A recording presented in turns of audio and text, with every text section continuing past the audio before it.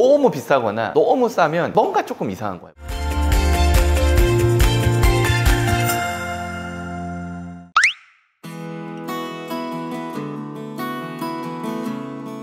안녕하세요, 김민성 변호사입니다. 2025년 개인회생 기초 4번째 시간이 된 것 같아요. 첫 번째 시간에는 개인회생이 뭐냐, 두 번째 시간에는 회생을 하면서 내가 얼마를 갚아야 되는지, 상담 어떻게 하는지, 세 번째 시간에는 집을 지킬 수 있는지, 집에서 쫓겨나진 않는지, 각종 재산들 어떻게 지키는지에 대해서 상담을 좀 구체적으로 받아라 말씀을 드렸어요.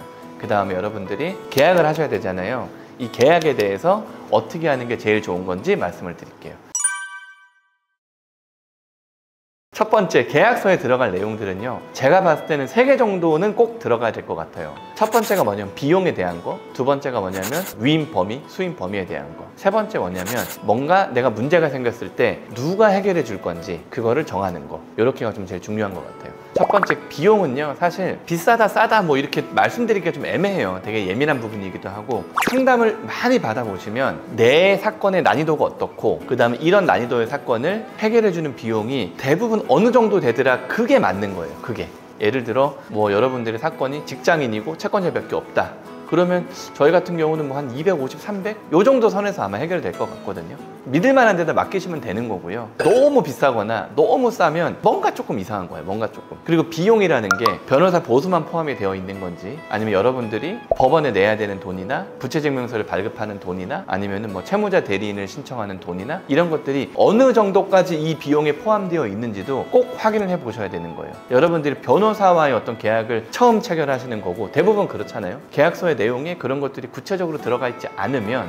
생각하지도 못한 비용을 추가적으로 내야 되는 일들이 발생하기 때문에 이 비용이 어디까지 커버가 되는지를 꼭 확인을 한번 해보세요. 그게 이제 두 번째 내용, 위임의 범위와 좀 관련이 돼 있는 건데,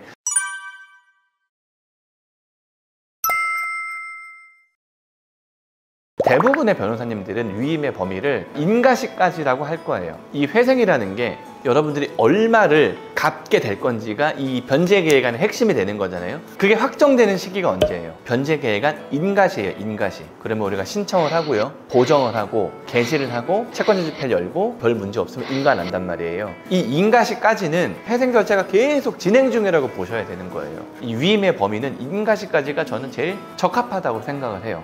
근데 뭐 신청서 제출 시까지면 신청서 제출한 이후에 그럼 금지 중지 명령 아니면 보정들 뭐 이런 것들은 돈을 또 계속 내야 되는 거잖아요. 아니면 뭐 안 봐주는 거잖아요. 위임 범위가 끝났으니까.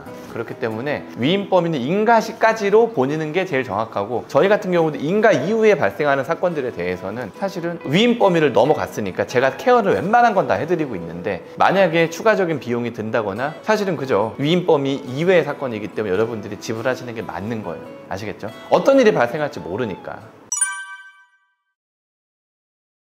개인회생에서는 딱히 문제가 생길 건 없어요. 왜냐하면 인가될 때까지 법원하고 회생위원하고 판사님하고 수차례의 어떤 보정 절차를 거치기 때문에 내가 예상하지 못했던 문제들이 생기는 경우는 잘 없는데, 제일 대표적으로 이제 생기는 것들이 채권자 누락에 대한 것들이거든요. 그래서 채권자는 절대로 누락되지 않도록 대리인하고 그 다음에 의뢰인, 채무자 여러분들께서 계속 체크를 하셔야 되는 거예요. 아시겠죠? 근데 그럼에도 불구하고 뭔가 문제가 생겼다, 그럼 누군가에게 연락을 해야 되잖아요. 누구겠어요? 여러분들의 사건의 담당 변호사겠죠. 근데 이 담당 변호사가 애매한 경우들이 있어요. 저희 같은 경우는 사실은 대부분 다 유튜브를 보고 저희한테 사건을 맡겨주시고, 여러분들의 사건을 누가 책임진다고 생각을 하세요? 제가 책임진다고 다 생각을 하시기 때문에 큰 문제는 없겠지만, 그러지 않은 사무실들, 그러니까 변호사 얼굴도 한 번도 못 보고 통화도 한 번도 못 해보고 계약을 체결하셨을 때는 내 담당 변호사가 누구인지 정확하게 좀 체크를 해달라고 하세요. 그리고 그거를 담당 변호사님 연락처를 꼭 기재하시고, 담당 직원 연락처를 꼭 기재하시고, 혹시 여러분들을 담당하는 직원이 퇴사를 했다거나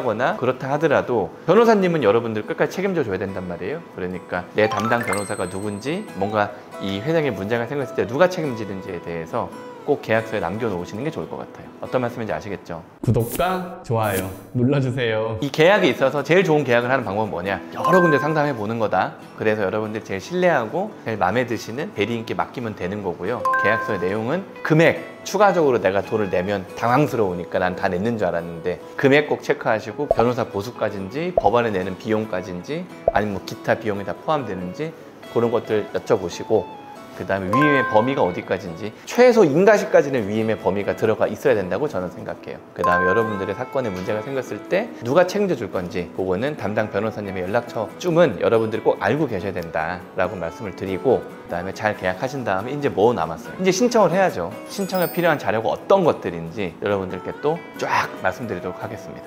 감사합니다.